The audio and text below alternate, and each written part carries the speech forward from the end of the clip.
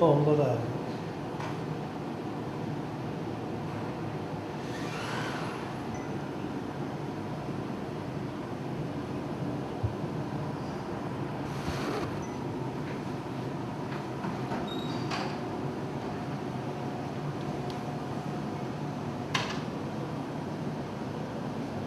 Okay, it's me.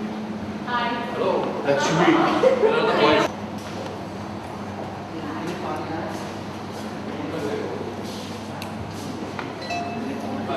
Yeah, just the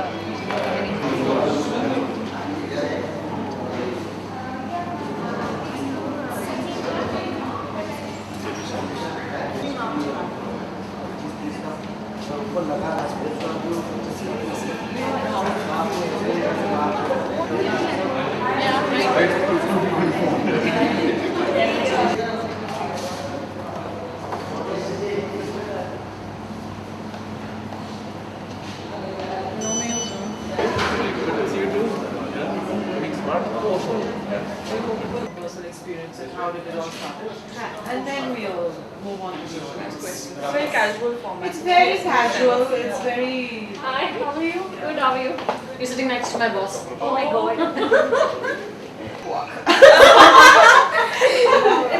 Yeah, so I mean, that's no big deal. Do you want to go in and we can interact Yeah. with everybody? Yeah, that's better.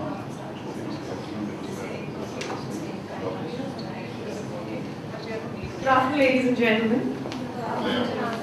Good afternoon. Now, just to make the most of what we have out here, before we begin the session formally, let's have a one-to-one interaction and let's understand the audience as to what are your backgrounds, where are you from, and what is it that you look forward to, like when it comes to the sessions. What are your expectations, ma'am? Good afternoon, I am Paru and I am a commerce student in 11th standard from Government. Okay.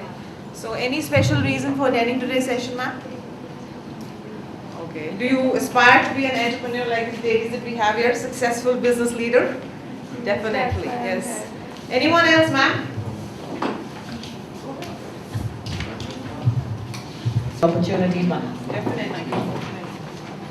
I think we are all just as curious as you are to know about these ladies and their successful endeavors. So now I would like to, shall we start, Samir?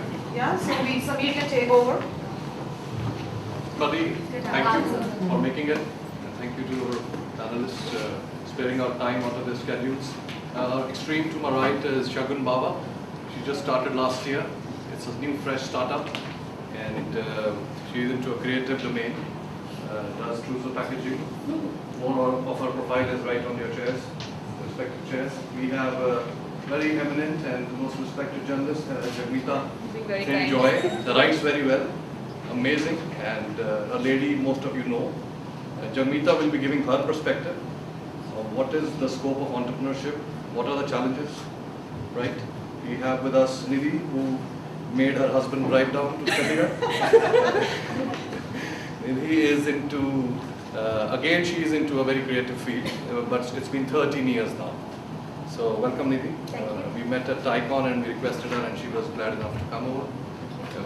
We have Ambika, who is from SEBI's. She is the head training and placement. Ambika is going to moderate the session, connect the audience with the speakers.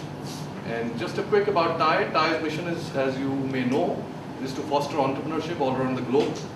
We span around 18 countries, 61 chapters.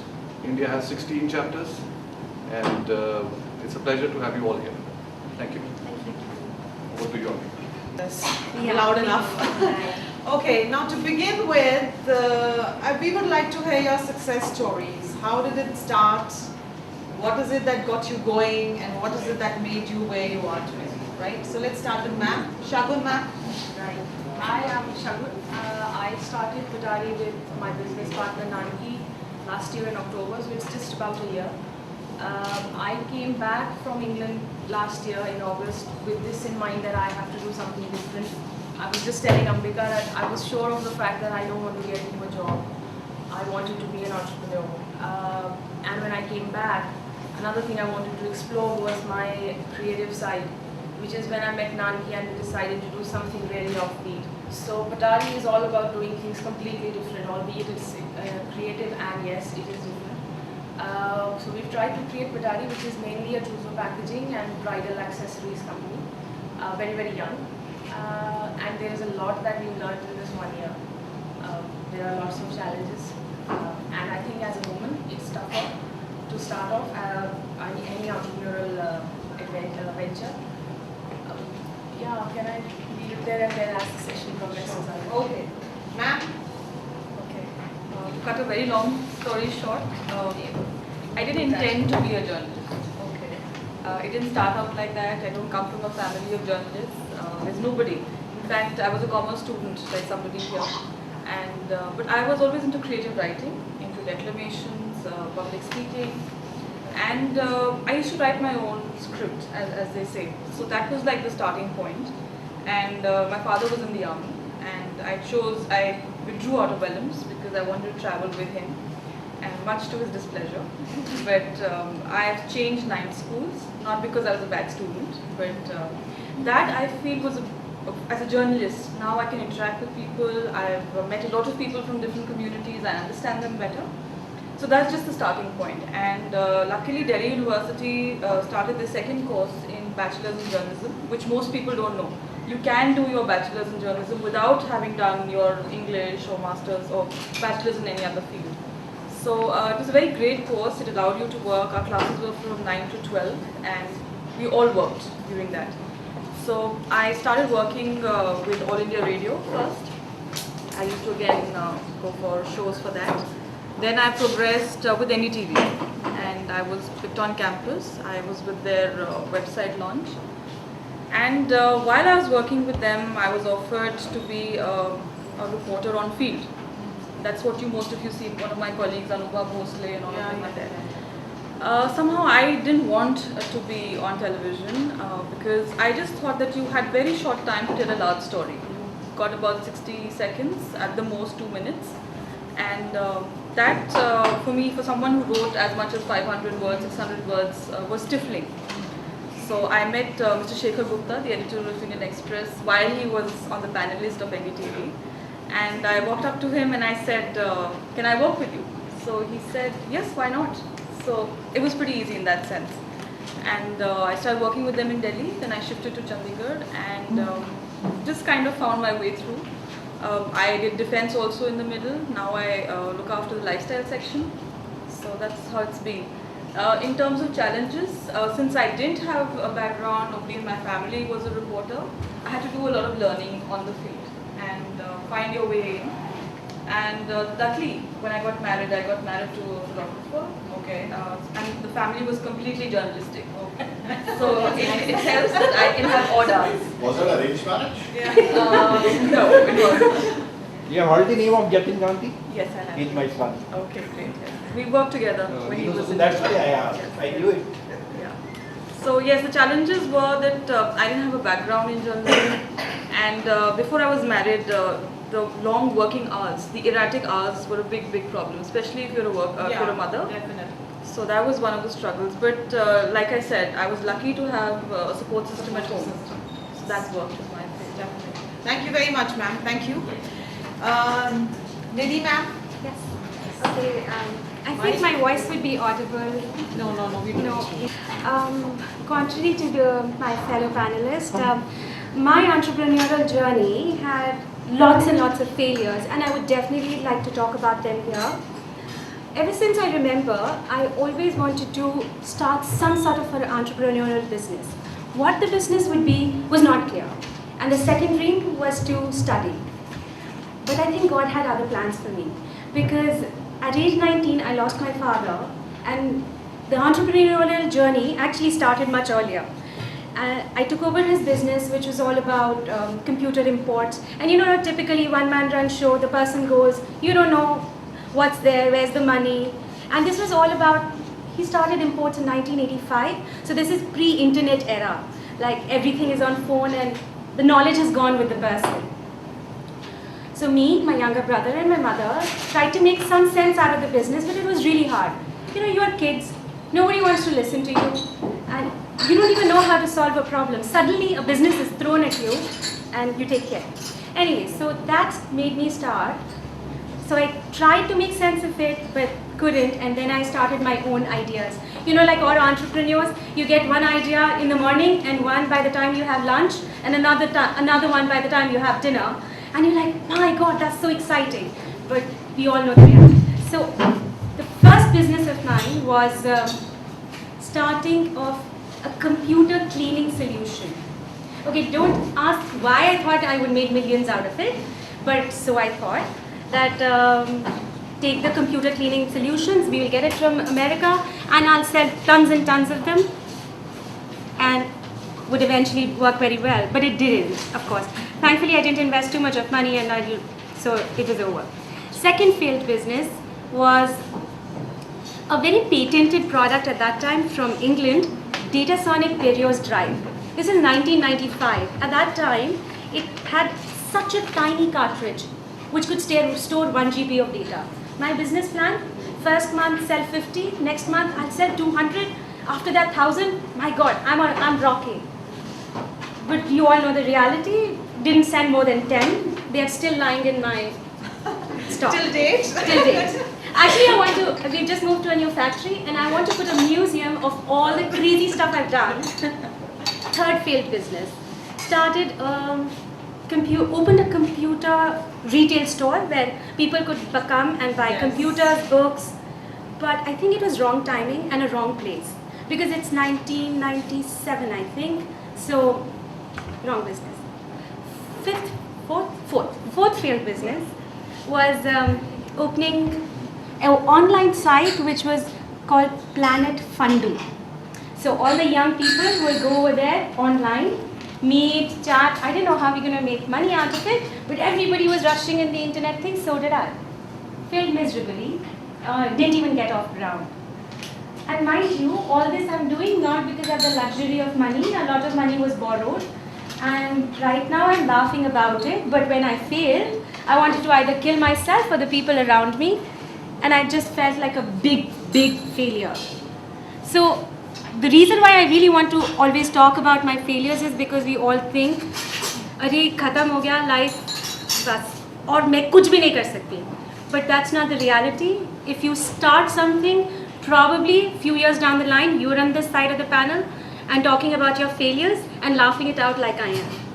Anyways, so there were 2-3 more, but less adopt. And then finally I opened Pinnacle, which was about 13 years back.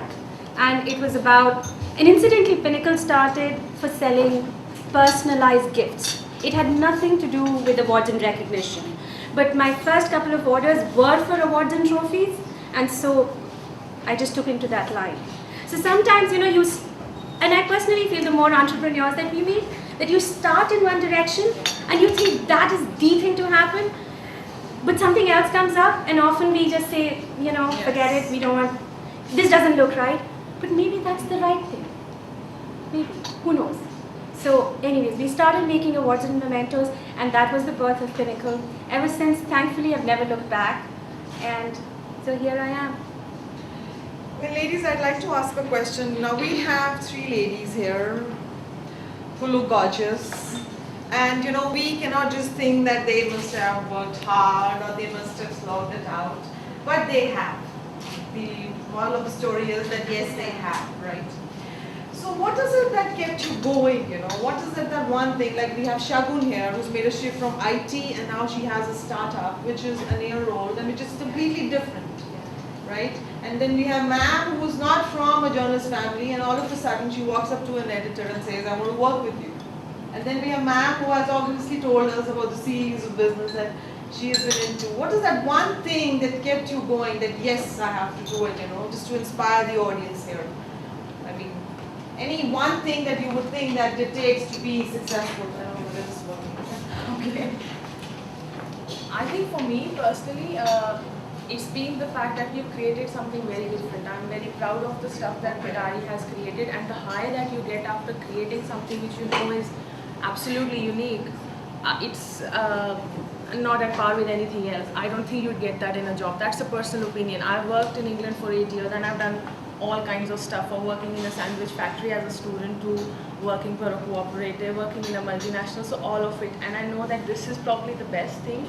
The high that you get is probably the best high, and I really, even after a year, we've had a strange year with ups and downs, but it's the best thing I would trade it for anything else. And I guess that becomes your driving force.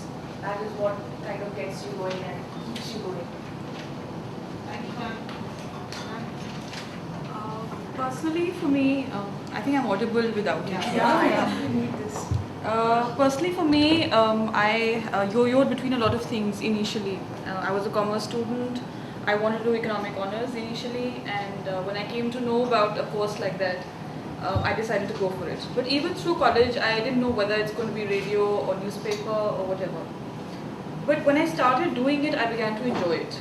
So for me, the biggest thing was I was enjoying what I was doing. Even if I wasn't, journalists are not paid really well, I must tell you that. So the first thing my father asked me, how much are you going to get paid? So I was like, let's not talk about that. But yes, at that point of time, it's a struggle. You have to rely a lot on family.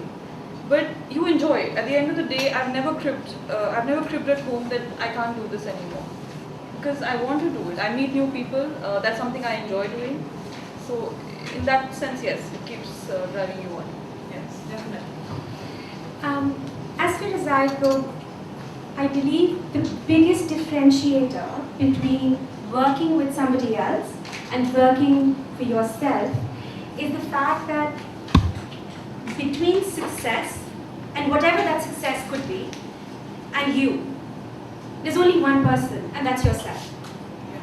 Because you can scale it. You want to make it a 500 crore, you can make it. You want to make it 5 crores and that's your benchmark for success, it's in your hand.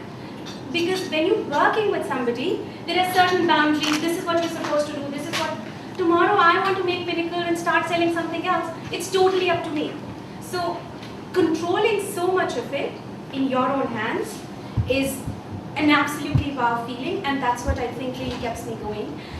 But having said that, I must say that money-wise and remuneration-wise, I think it's probably the least paid. I still live off my husband's income a lot of times. So, of course you can scale up. I mean, the choices are totally in your hand. So that's what I would Do say. you agree that top of that you are your own boss? Yeah, of course. But I would here like to say one story, and this I heard from Subrata Bagchi, who's a big-time entrepreneur. And you know, he said that when I was working with Wipro, when Subrata Bagchi was working with Wipro and now sold into thousands of crores a company, and he said if Azim Premji wanted to hold a meeting in one of the facilities, one whole facility he controlled, Azim Premji would call and talk to him, can I get a meeting room? So the idea, that notion that everybody has, that if you're an entrepreneur, you're your own boss, in certain aspect it is right, but in certain aspect absolutely wrong. If you want to go for a vacation, you can go anywhere, you don't need permissions, but can you really go? You can't.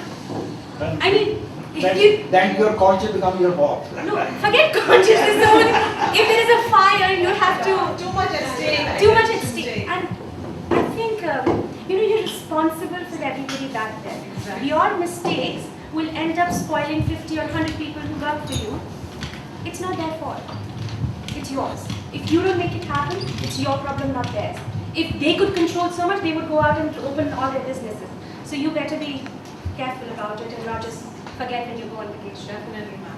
Well, I do see a lot of young, eager faces in the group. So, any questions that you would like to ask these ladies here? Anything, you know, any queries that you have in mind, ma'am? I have a query. Yes. You know, okay, when I'm starting something, a fear lurks in I want to attract best talent also. It's not easy to attract best talent. But you also have that thing in your mind that if you attract best talent, will that talent stick to your company? Like you said, you need to look into that. If they learn everything, why not they open their own businesses? Why would they work for you? You know. So how to manage that thing? You know. Why do you have that fear?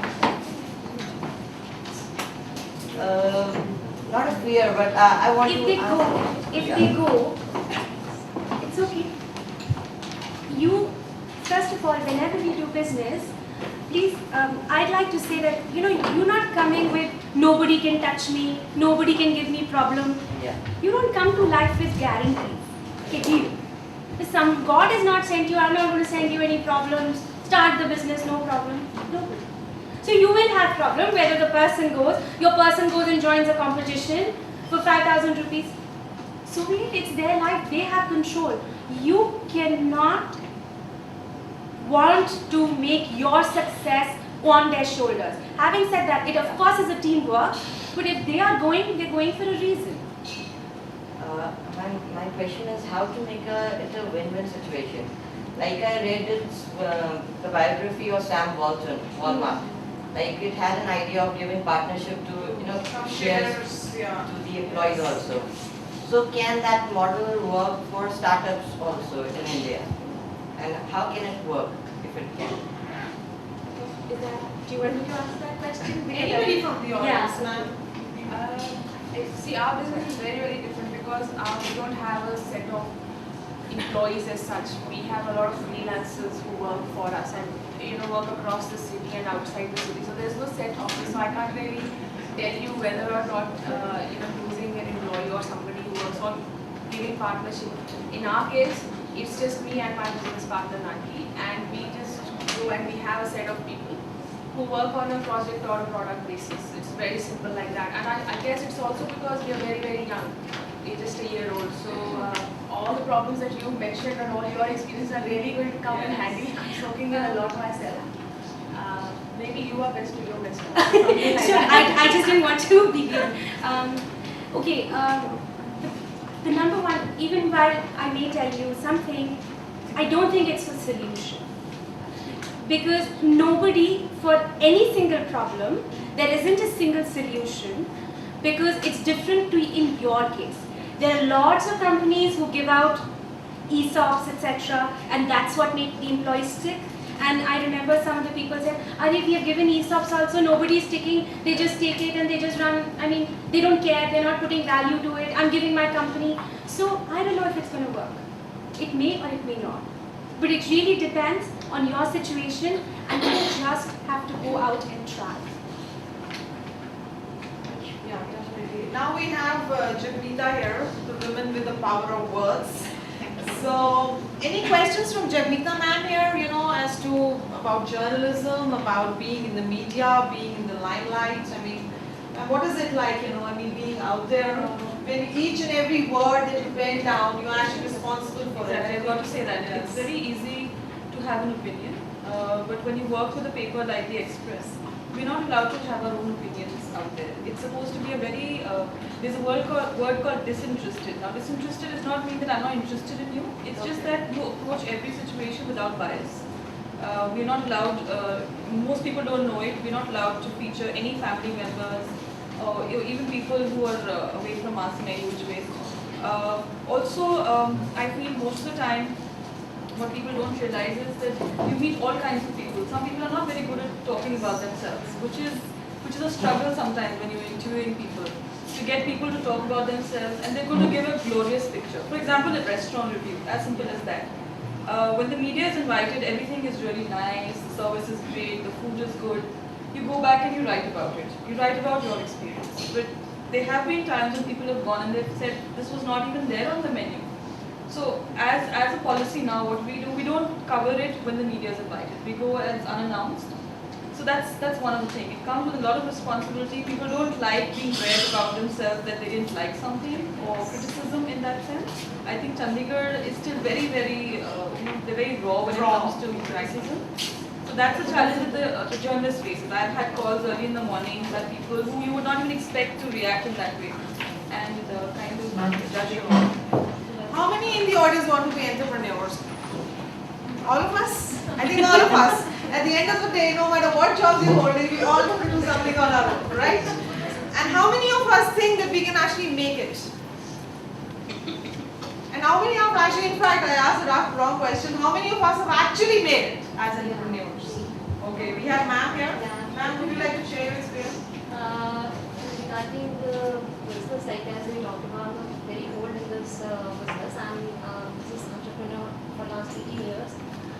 I'm running a unit, manufacturing unit in which is doing creative work like designer, customized